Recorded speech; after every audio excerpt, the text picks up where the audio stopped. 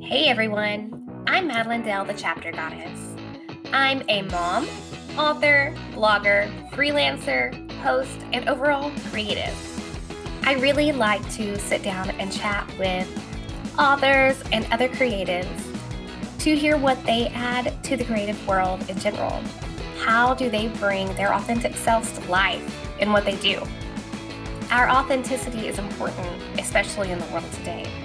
So sit back and relax and grab a cup of coffee, hit the like button, subscribe if you haven't already, and let's meet this episode's guest. Hello, everyone, and welcome to another episode of the Book Chat. I have a fantastic guest for you guys to meet today. She's got a lot of stuff to offer for authors and readers alike. Let me go ahead and bring her in and she can introduce herself. Hi there, everybody. I'm glad to be here. I'm Nikki Starcat Shields, and I'm an author. I have currently 5 books out and available and more in the works. And I'm also a book midwife, which is what I call a writing coach. And I run retreats for writers as well, both virtual and in person. And it's my second career, and I absolutely love it. So I'm excited to be here. That is awesome. And you actually answered one of my questions. I was going to ask you what a book midwife was because I saw that and I was like, oh, that sounds really cool. So it kind of like, go ahead, let's talk about that a little bit first. I know it's kind of out of order, but That's all right. No, what I generally do is I work with folks who have a book idea or have been told 100 times that they need to write a book because there's some story or some skill that they have, but they don't yet consider themselves a writer. Or sometimes I work with people who do consider themselves writers, but they just are having some kind of blockage and need help. So I coach them. I'm a priestess of the goddess, so I use a lot of woo-woo tools. I do guided meditations for my clients and things like that. It's just to open up that creative flow and wellspring and to reassure people that you don't need a master's degree to write a book. You don't need to, have excelled in English classes in school. You yeah, can practice it like any skill and learn to write it. that is awesome. What drew you to that, to becoming a book midwife? Well, I've been writing like articles and blogs and things for pretty much, my whole life, but I started writing actual books in 2012. And then about 2017 or so, people had known that I had written books. And the first one was published with a small publisher. And then Mhm. beyond that, I chose to go self-publishing. So they knew I had done both these things and asked me to help with their books. So one of these people that I was helping said, I was an entrepreneur already at the time. I had a kind of a spiritual coaching business and I was struggling to get some traction with that. And she knew it. And she said, you're really good at helping people write their books because you're doing it for me. You should do that as a career. It's a little more tangible. Like you'll have a book, if you spiritual coaching is really awesome, but it's hard to say what you're going to get out of it. Right. So Yeah, when you work with a book coach, you're going to have your book manuscript and you'll also get all this like spiritual like help as well, kind of along with it. So that um, is really cool. yeah. And I So like that you did that. Oh, I lost my question. Do you feel like it was challenging to get that started? Like, kind of like shift your mind to that mindset? a little bit. I'd been working with a business coach prior to this, so I did have some skills with like marketing and things like that. So that really totally helped anybody who wants to like start a entrepreneurial career. I would say get a book coach. I mean, get a business coach to do that Yeah. because it really helps to get those basic skills. But yeah, I kind of had to shift gears. But on the other hand, like as I started doing the work, I realized how unbeknownst to me, I'd kind of been preparing for it my whole life. So, I had different skills that I'd pulled in from different areas. I'm 53 now, so I had like a first career. I had my first career was in public radio actually, which is why I'm Ooh, kind of comfortable on podcasts that and hey, things that's like that. good. Yeah.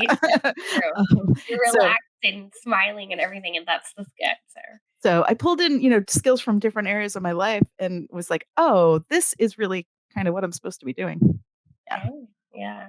And it's awesome when that clicks and everything just kind of like falls into place after that. That's Yeah. kind of how I felt when I stepped into writing instead of trying to work in the health field. It was like, okay, like this just makes sense. So, and Yeah. it's strange. I don't know. It's hard to explain that to people that have not like been there and been through that same situation, but I get that because it sounds like you kind of went there with Yeah. yourself.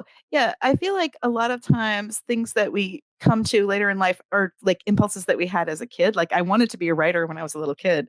And then as school, went through school and people were like, oh, you can't really make a living at that. Do something else. Da da da da da. I ended up going into like studying journalism, but then like the deadlines like for things for in the news world were just not great for my body. So I went into broadcasting, went into public radio, and then came back around full circle to like writing books and helping other people write books. So Yeah, deadlines are kind of my worst enemy, which is kind of why I've stuck with like the self-publishing. I get to make my own time. yes, Because I just get like stressed and I'm just like, nope, I don't want to do it anymore. It's like, nope, agreed. walk away Agreed. from it. Yep. Because I struggled with that with like doing NaNoWriMo. Yeah. I was like, yeah, we're going to do this. I'm motivated. I started on and it just went out the door. And I was like, okay, we're going to write words. So just go for words. Yeah. Which, go ahead and tell our listeners and viewers a little bit about your books. So I started off with my writing journey writing a column for a pagan newsletter. And this was like just pre-internet. So it was like early 90s when it was still like a stapled together paper newsletter in my state. I live in Maine. And I wrote a column 6 times a year for them. And so then I did that for probably 10 years.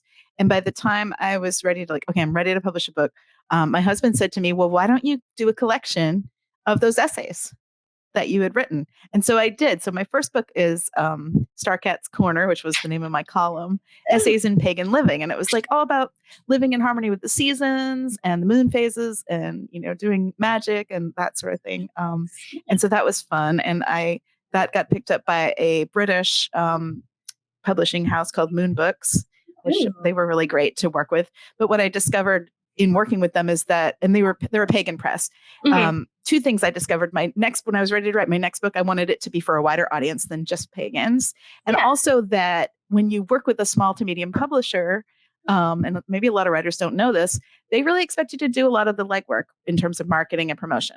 And you're getting a really small royalty. So my thought was, well, if I'm going to do this work anyway, I would like to receive more of the benefits. And so I went with self-publishing a second book. And subsequently now, if I got a big publishing deal from Hay House or something, I wouldn't object. So it's not like all or nothing, but currently I've chosen to go with self-publishing. So my second book was Cultivating Self-Love. So this is a journey that I had been on. I know a lot of us, especially women, get super self-critical. Oh yeah. Yeah. It's like built into our brains. Yeah. We're like taught. Yeah. So I kind of worked really hard to unravel that. And so then I wrote a book about how I did it and how other people could do it. The other thing. Just straight up awesome. Sorry. The other thing that I did for myself was in 1997. And you have your little boy. I had a little kid, like he was born in 96. And in 97, I decided to start a daily spiritual practice every morning. So at first, of course, it was little guy coming in and bugging me, but I kept with it and I've been doing it ever since. And so I wrote a book called Centered in Spirit, basically how to start a daily spiritual practice, how to fit it in with family and crazy lifestyle, and how to, if you don't resonate with, there's like the big 3, there's like, right, yoga and meditation and mindfulness. And if you don't resonate with those, you can still do a daily spiritual practice. There are other things. Is amazing because it is a struggle. I do yoga a little bit, but it's more, I do more mindfulness than like the yoga and meditation. Meditation is extremely hard with a kid, like you said, but before I had him, I did meditate every day. It's life-changing. It's amazing. Sorry, I didn't mean to interrupt you. No, that's all right. I think it's really neat to do this when you have little kids because you're kind of being a role model for them. They see you doing things for yourself and they see that that's important. So I think that can be really good for the kids as well as yourself. Definitely. And then the next book after that is absolutely my favorite that I've written. It's called The Heart of the Goddess. And it was a challenge from a friend to stop writing like introductory level books and write like a book for people who had already kind of been on the path. And I did some channeled writing in that. That was like my first foray into channeled writing. I did like the chapters that are by different goddesses, like for different parts of life, Lakshmi for money and Brigid for creativity and, that sort of thing. And it was really inspired. And so that's my favorite. Then I started building the book midwife business, so I wasn't writing as much.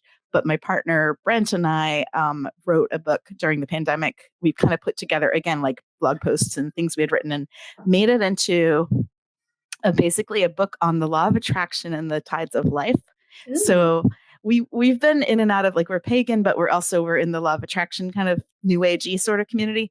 And we noticed this like dichotomy between the two. It's like the law of attraction people are doing like great with the whole manifesting what you want in life and the life you want to live. But they didn't really know about like the moon phases or the seasons or how that affects like your work. And then the pagans were awesome with the seasons and living in harmony with the moon phases, but a lot of pagans tend to have prosperity struggles, like poverty and like not feeling that they're deserving or, there's a lot of that. So we're like, well, we're going to combine them together. So we're going to combine them together and put like how to manifest while being in harmony with the earth. So that is really yeah. So you guys put together a bunch of blog posts and everything to create this book that you're working on now, right? That one's out. We did that. We released it. Yeah, we did that. And so the one I'm working on now is kind of about the journey that I take my clients on. So it's the elements of creativity. That one's not out yet, but it's coming. And I combined it again with my spirituality. And so it's like the elements as in air, earth, fire, water, and spirit, like where each is in relation to creativity and how I help clients write the book using those tools. And so that's awesome. The new one. And then my fiction. But the fiction's not out yet. I'm still working on that. Yeah. Still work in progress. Yeah. So writing the fiction versus the stuff you've already put out, do you find there's a difference between those?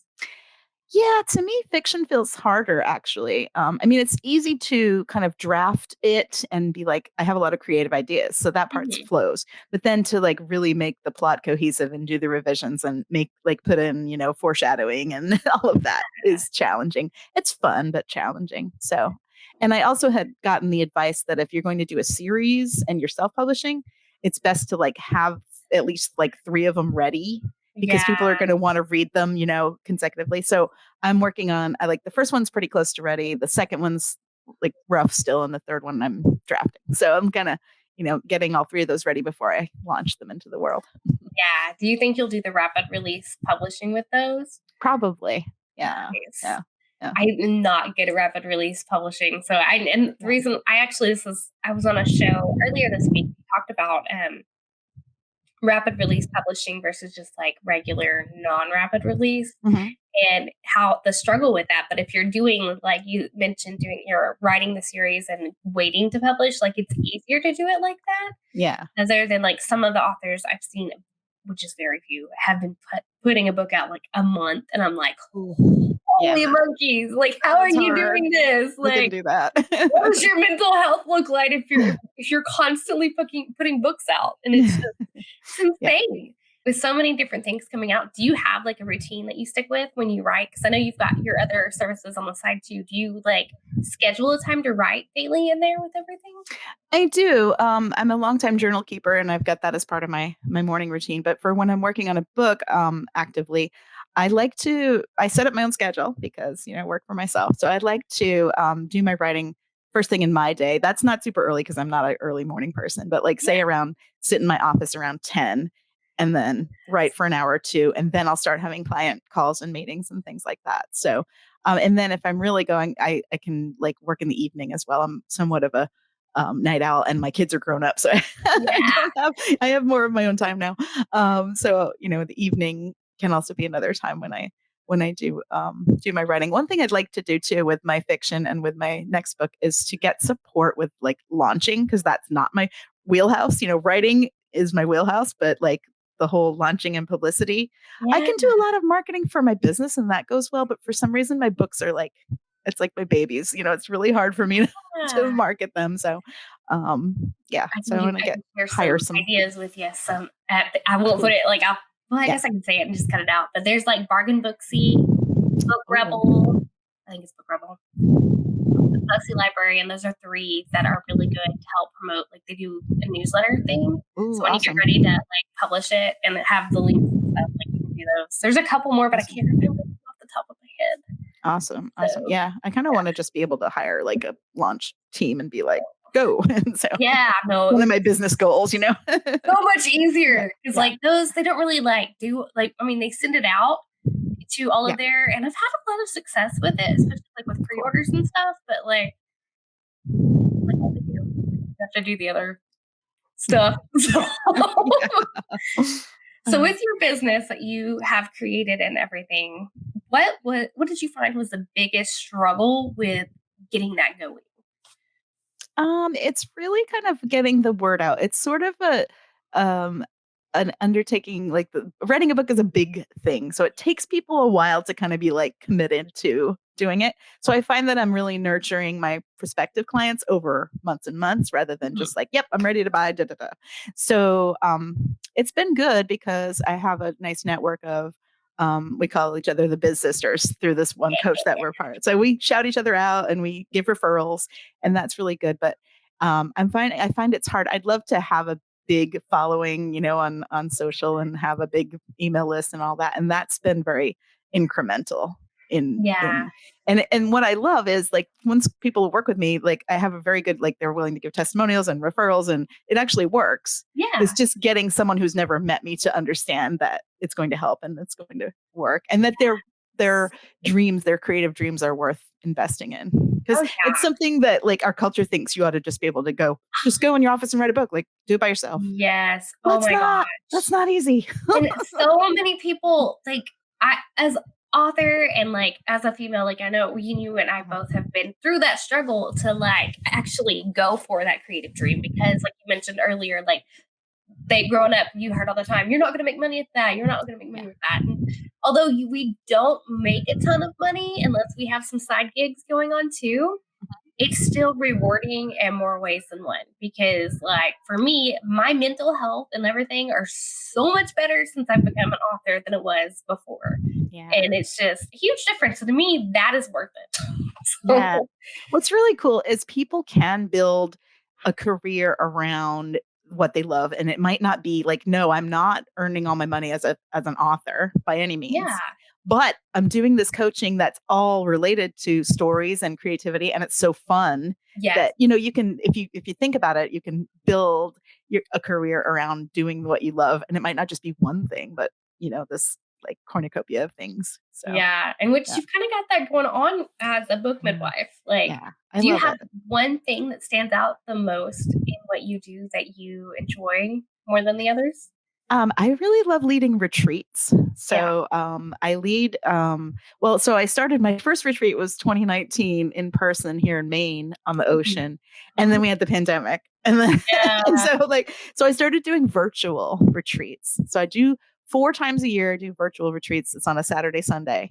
And then I started this year, I started back with the in person summer retreat, which is Ooh. longer. It's a week.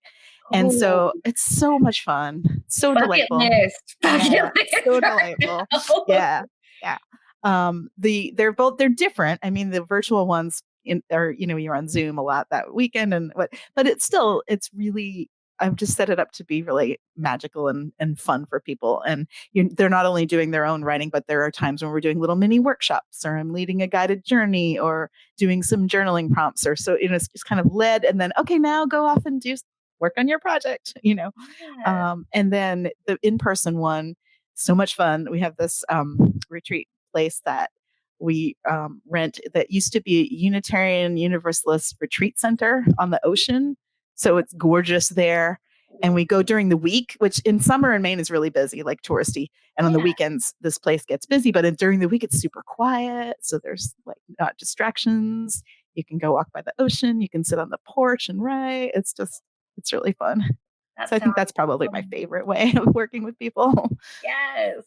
That would be I can see why that is the highlight, like why you enjoy that Yeah. the most. Because in a way, you Yeah. also get to go and enjoy and just Yeah. relax and Yeah. enjoy meeting people and Mm. sharing like all the writing stuff. Yeah, and when we're at dinner, like we're eating and we're talking about our stories and our struggles and we had this one woman who came in who did like tarot readings for characters, which was super cool. Ooh, Yeah, that like is for really yeah, it cool. was like just stuff like that. It was How really okay, I have to ask, how does that work? I mean, I know, the characters are all, like, in our heads and stuff, but, yeah. like Well, she did for me what she did for me was I was think it was my second, yeah, it was my second book that I was working on at the time. This was the 2019 one, so it's a bit Yeah. ago. But I had this antagonist, this like Mhm. bad guy person, and I didn't really know what her backstory was. And so she did this reading on her backstory, and we sort of talked as the cards came up and co-created this backstory and like recorded the conversation. And it helped so much make this character more, nuanced and more, because Ooh. bad guys don't like think they're the bad guy. They're just trying to do Yeah, yeah. something to make it better or whatever. And so to have her have this story of all this trauma she'd gone through was great. So Yeah. have you tried to do that with any more characters after that? I don't know if you're into the tarot stuff, I but am. I haven't yet, but I have it kind of like a tool in my back pocket. Like, yeah, that is so fun. really That's so fun. cool because there some interesting stuff can come up with that, and it's Yeah. that is mind-boggling and fascinating to me. Like, I want to do that now for one of my characters and see Yeah. what comes up. I mean, most of mine kind of have a backstory, but there is one character in I'm calling it my Mm. Ember verse because it's kind of like the world is being created off of the trilogy I'm working on right now. But Nice. there's one character, she's kind of like her backstory is like in the back of my mind. She's not a major player in the stories. She is in book one, kind of, but like she's got a lot of stuff that happens and influences her character. And I'm just like, okay, can I put that down? And I'm just Yeah. what? Well, I wanna make it on it there. helps if you had a little bit of like clues, because then, you pull it, okay, with Four of Swords, how does that relate? Okay. And then you kind of have a little bit of a clue, and then you just build it out as you read them. It's really fun. It's really fun. So we do things like that. And we do, also at the in-person retreat, we do like a sharing night where everybody shares some piece of what they're working on, which is super fun. And, yeah. That sounds fun. I have a So, new, I have had 3 virtual retreats that I've kind of been like, doing for a year and a half or 2. And I just added a new one. So now I'm going to have a different theme each quarter. And the new one is called Unleash Your Superpowers. And ooh. I'm so excited about it because I feel like everybody comes into this life creative Mhm. and has some kind of like creative genius. And then, like we talked about, that gets kind of, Yeah. torn Put to the down side, and like, pushed you can't do away. And that. This is how it's yeah, gotta be, yeah, cut and dry. yeah. And all your to-do list items come before your creativity, that sort of Yes. thing. And so I want to encourage people to bring that creativity, not only to bring your creative projects into the Mhm. forefront of your life, but to bring your creativity into your life. If you have to go and do meal plans, have a little fun with it. You got to go grocery shopping, pretend you're on a scavenger hunt. I mean, there's things you Yeah. can do to like bring a fun and creativity into your life and make it better. Yeah. 'Cause, I mean, That's the theme of creativity, the next one. like, I agree with you, it does kinda you have that, it's there, you just gotta find a way to use it. Because I mean, nothing in this world would have been invented had Mhm. creativity not existed in their brain. So, and it Yeah. continues to be like that. And in school settings, we discourage kids from daydreaming. And I understand why, because you have to kind of get the whole class going to a certain Yeah. direction. But daydreaming is such a amazing tool for writers and Yes. creatives. I was a major Yeah. Yeah. daydreamer back in the day, and now here we are, and I'm using it because I'm like, why? Yeah. But I got lucky. I had a teacher that encouraged that at one Oh, point, nice. and I just Mhm. kind of like let it grow, not so much so quickly as I really probably should have, because there is still that cut and dry. You got to fit in the square, and you're like, oh no, I want to think outside the box and be different. But it's Mhm. I love the way the world works sometimes, Yeah. right? Yeah. So the fiction story, tell me again a little bit more about that. Like Well, you're working on it, you said? I'm working on it. It's what a lot of people call urban fantasy, but I'm calling it Yes. contemporary fantasy because it's not urban, like I'm not in a city. Yeah. So it's Oh, contemporary fantasy. So it's this world, and then something happens that's magical. And what happens is, so the inspiration for this book came from my partner Brent and I were in a modern vaudeville troupe ooh, from about 2008 to about 2015 or so, yeah. and we were hand drummers, like we drum, and we were drumming and doing little skits we were drumming in the band and doing skits, and there were other performers that were like fire spinners and belly dancers Yeah. and other people. And so my brother said, oh, you should write a book about that. I was like, huh. So the book is actually about a modern vaudeville troupe, and the main character is one of the fire spinners, and she discovers that, well, the thing that happens is that their troop leader disappears on Oh, the eve of going on a tour. like to go do gigs. Yeah. And so they're like, oh my God, what happened? And come to find out, there's like this character, the fire spinner, she spins, which is very patterned. I don't know if you've seen it, but there's a lot of patterns when you do it. And she also draws mandalas. Like that's one of her hobbies. She draws these intricate mandalas, and she works in a library, and she likes to perform. And she finds out that she's actually a pattern mage. Ooh. So, and then we go along with the mystery of finding out what happened to the troop leader. A bunch of the other people start disappearing. It's sort of like a fantasy mystery sort of combo. Yeah. And she has to like not only accept that magic is a thing, but also like learn her.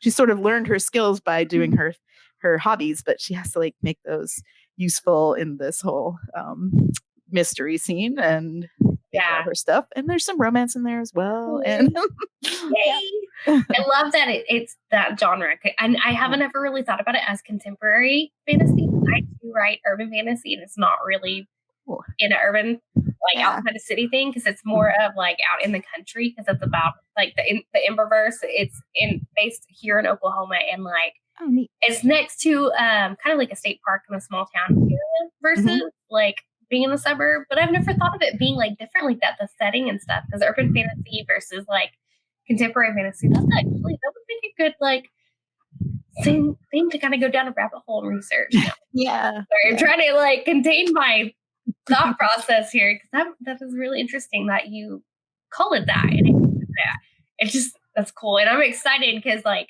I too write that, and cool. That's gonna be a fun story. Yeah. So with the patterns you mentioned he does that kind of influence what happens to it does. It makes her able to travel. So in my world, it's there's a multiverse, kind of like in the Marvel world, but not so much of the superheroes. But in the multiverse, there are different places you can go to, different planes, and so she figures out how to do that, and she needs to do that because people are disappearing. Where did they go? They're not anywhere on Earth. Where did they go? So that is so fine, and I like that is just really cool how you've tied all of that together from real inspiration, like real events in the world. That is so cool. It gives it flavor too, because the characters are like they all sort of have day job kind of gigs, but then in their spare time they're like, yeah, we're going on tour, we're practicing our music, we're doing our rehearsals. Like it just gives it some flavor. Like So in that world, does the non-magical beings, like the regular humans, do they know that magic exists? No, like most people don't know. So they have to kind of do this, and her family like really doesn't, like it's not their thing, so they're like she can't even confide with her in her family. So with pulling the multiverse into this, how much world building are you putting into this? Like, I've had a lot of fun with that. I actually wrote like a 10-page Google Doc about the rules of magic, like what are the limits, because I feel like that's a thing that you have to have if you're doing fantasy of any kind, is like it can't just be unlimited magic, because I could just, I want $1 million, boom, I'm all set, like there have to be limits. There have to be limits and rules. And so I've written up a big thing about that. I bring in book 3, I'm bringing in merfolk. So there's like other other sort of shapeshifty kind of things going on. And again, it's like in my world, the myths and things that we hear about shapeshifters or mer people or whatever are because of visits from other planes.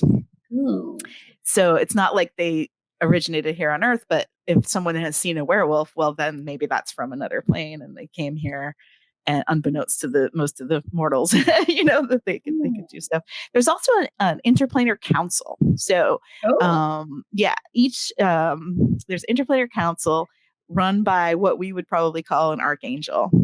So it's like a spiritual being that's like, okay, we just want to make sure that the rules of magic are followed, and that people aren't like trying to take over other worlds and things like that. And so my character gets kind of pulled into that world and is like, whoa, I never knew any of this existed. So that's going to be interesting to read for sure. Okay, totally adding that to my TBR for when you get done with them. Like the first book is called Patterns in the Void. Then that fits the whole like the theme you've got going with her spinning the fire Yeah. slowly is cool. So did you, with having been part of the group with the fire spinners, did you get to sit down and talk to them about like where they learned their craft? Well, my daughter spins fire. So, yeah, Oh. and so we homeschooled. I Mhm. have 2 kids and homeschooled, and so we tried a lot of different things and just to see what, what they wanted to do. And one of the things that she did at a conference actually was they had some people who were just spinning fire. And she's like, "I wanna try that." She's like 13. So like, "All right, we know, we learned the safety of it. We learned and so she has done it and then has made other friends that do it as well. So yeah, I've hung out and talked with them. Fire's like not my thing, so I'm like, I'm all set. I love to watch it and I love to play Yes, drums for it. So, um, yeah, awesome. Well, we have reached our time limit, so go ahead and tell great. our listeners and viewers where they can find you and your work. If you're interested in the book midwife side of things, I'm at nikkistarcatshields.com. And then I have also my blog, starcatscorner.com. And so that they're also linked on each other. And my books are there, found on the sidebar of each of those. Well, of the sidebar of the blog, and then under resources on the nikkistarcatshields.com website. I'm also on Facebook and Instagram. My Instagram is at Nikki Starcat Shields. And I really have fun with that. There's a lot of cat photos, Yeah. stacks of books, things like that, along with biz stuff. So come and visit me there. And I just started playing around with TikTok. So Like everybody's slowly yeah, moving to yeah, the TikTok world now, and it's like, it's kind of yeah. fun. Kind of fun. Yeah. Well, thank you so much for being on the show today. All right. Thanks for having me. It was fun. Hey guys, me again. Thank you for watching the show. I hope you enjoyed the book chat and everything we talked about. If you'd like to check out some of my work, you can find the link to my website below, or you can reach out to me through my website to be on the show yourself. Also, don't forget to check out the featured creatives' work. I super appreciate them taking time out of their day to be on the show. And also, don't forget to hit that like button and subscribe. We've got many new things coming in the future. So once again, thanks for watching. See you soon.